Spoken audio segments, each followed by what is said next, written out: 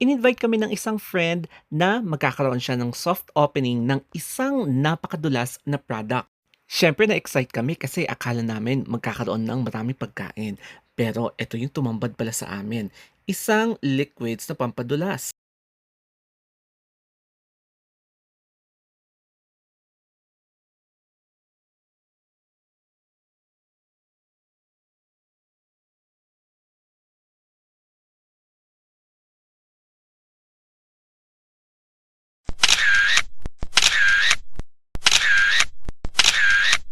Pagkatapos naming tinest itong pampadulas na mga pwede mong gamitin sa katawan, nagtsibugan muna kami, uminom kami ng juice kasi matagal na hindi kami nakikita, halos ilang beses lang sa isang taon. Kaya nag-enjoy muna kami.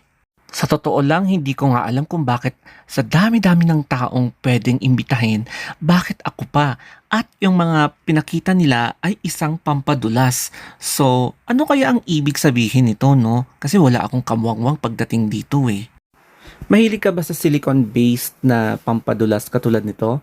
So, hindi katulad ng iba na water-based. Ito kasi silicone-based siya. Tapos, madali siyang i-absorb sa skin. So, maganda itong pampadulas, especially kapag ikaw ay very dry and feel so irritated.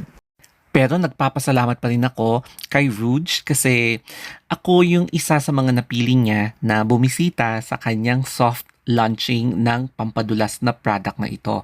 So, I also had the chance to meet him kasi bihira ko lang siyang makita sa isang taon.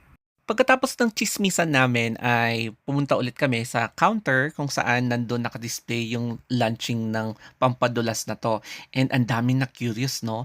Kaya siyempre bilang friends, kumuha kami ng kanyang mga pampadulas at siyempre ita-try din namin kung okey nga ba sa katawan namin, ayan.